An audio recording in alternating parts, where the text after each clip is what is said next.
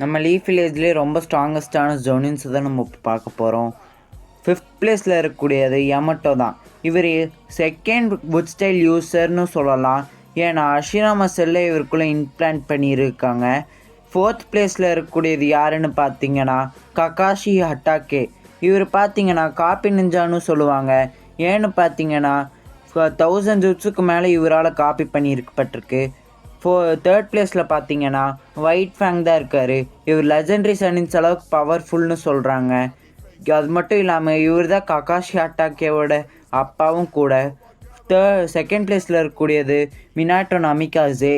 இவரை பார்த்தாலே உயிர் குத்திரவாதில் ஓடிடுன்னு சொல்கிற அளவுக்கு இவர் ரொம்ப பவர்ஃபுல்னு உங்களுக்கே தெரியும். இவர் டோபியோட பவரை ஒரே செகண்டில் கண்டுபிடிச்சிருக்காரு. ஃபஸ்ட் பிளேஸில் இருக்கக்கூடியது மைட் கை. இவர் எந்தளவுக்கு பவர்ஃபுல்னு மதராகவே மென்ஷன் பண்ணியிருப்பான். ஏன்னா வாங்கின அடி அந்த மாதிரி.